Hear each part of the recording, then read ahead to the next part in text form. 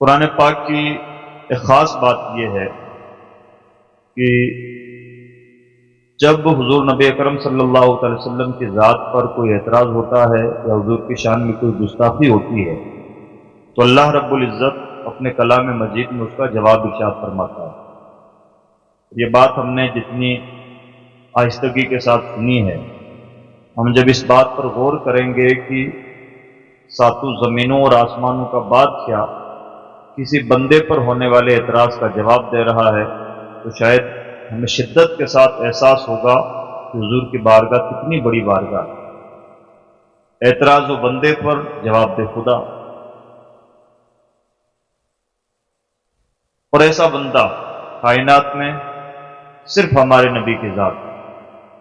قرآن مجید نے بار بار حضور نبی اکرم صلی اللہ علیہ وسلم کی شخصیت پر ہونے والے اعتراضات کے جوابات دیے ہیں، اور قرآن جب نبی کے گستاخوں کو جواب دیتا ہے تو تین باتوں کا التزام کرتا ہے۔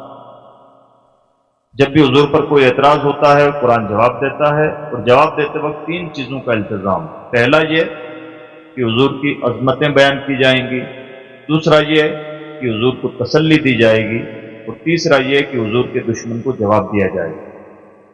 یہ التزام قرآن پاک میں اللہ نے فرمایا۔ یہ ایک بڑا دعویٰ ہے جو میں نے آپ کے سامنے پیش کیا۔ اس دعوے کی تفصیل کو اگر ہم قرآنی نقطۂ نظر سے سمجھنا چاہیں تو سورۃ القلم میں 29ویں پارے میں اس کا بیک گراؤنڈ دیکھ لیں۔ اللہ نے گستاخ رسول کا انجام یہاں تک بیان فرمایا کہ ایسا شخص نطفہ حلال نہیں ہو سکتا۔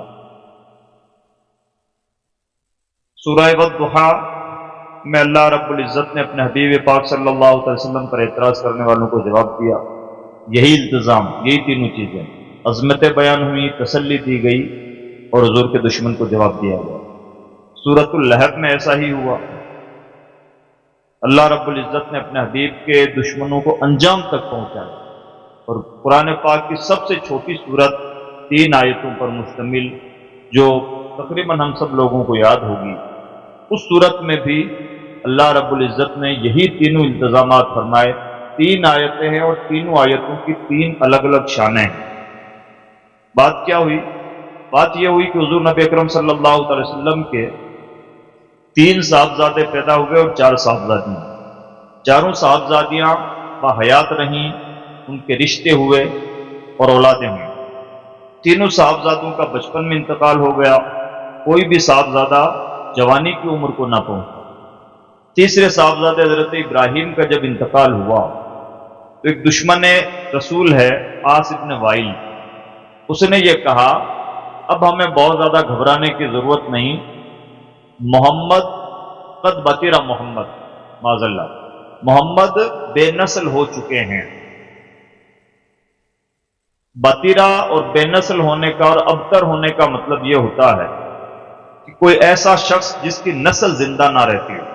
معاشرے میں ہم نے دیکھا ہوگا کچھ لوگ ایسے ہوتے ہیں، ان کے یہاں بچے پیدا ہوتے ہیں، انتقال کر جاتے ہیں، پھر پیدا ہوئے، پھر انتقال کر گئے۔ حضور کے 3 صاحبزادوں کا انتقال ہوا، تیسرے کا بھی جب انتقال ہو گیا بچپن میں تو عاص ابن وائل نے جوش میں یہ کہا کہ ہم میں سے عمر اور ہشام جیسے کئی لوگ ہیں جن کے 10 جوان ہٹے کٹے بچے ہیں، محمد کا کوئی ایک بھی بچہ جوان نہیں، تو ہمیں محمد سے زیادہ گھبرانے کی ضرورت نہیں، ان کا مشن بہت زیادہ آگے پہنچنے والا اور چلنے والا نہیں ہے۔ جیسے ان کی آنکھ بند ہوگی، چونکہ ان کا کوئی جوان بیٹا نہیں تو ان کی نسل آگے نہیں بڑھ سکے گی، اور جس شخص کی نسل آگے نہ بڑھے اس کا مشن بھی آگے نہ بڑھے۔ یہ اس کی سوچ کا اپنا ایک زاویہ تھا۔ اس نے یہ کہتے ہوئے یہ کہا، یہ سمجھتے ہوئے یہ کہا کہ محمد بے نسل ہو چکے ہیں۔ تو اب آپ بے نسل کا مطلب سمجھ گئے، ایسا شخص جس کی اولاد زندہ نہ ہو، بطور خاص نرینہ اولاد زندہ نہ ہو۔ یہ اس نے اعتراض کیا۔ اللہ کو یہ گوارا نہ ہوا کہ نبی اکرم صلی اللہ علیہ وسلم کا کوئی یہ کہہ کے دل دکھائے کہ آپ بے نسل ہیں، آپ کی اولاد زندہ نہیں رہتی، یا آپ کوئی بڑا تیر اس لیے نہیں مار سکتے کہ آپ کے پیغام کو، آپ کے مشن کو آگے پہنچانے والا کوئی نہیں۔ یہ اعتراض تھا، اللہ نے اس کا جواب دیا۔ تو 3 چیزوں کا انہی تینوں چیزوں کے التزام کے ساتھ پہلے حضور کی عظمتیں بیان ہوئیں، اور اللہ نے پہلی آیت میں ارشاد فرمایا انا اعطیناک الکوثر، اے نبی ہم نے آپ کو خوب عطا فرمایا. یہ حضور کی عظمت کا بیان ہے. کوثر کے دو مطلب ہوتے ہیں. ایک مطلب ہوتا ہے حوض کوثر. اس وقت ترجمہ یہ ہوگا اے نبی ہم نے آپ کو حوض کوثر عطا فرمایا ہے، ایسا پاکیزہ پانی کہ جو ایک بار پی لے کبھی پیاسا نہ ہو، اور دنیا میں آپ کے علاوہ کسی کو نہ ملا ہے نہ ملے.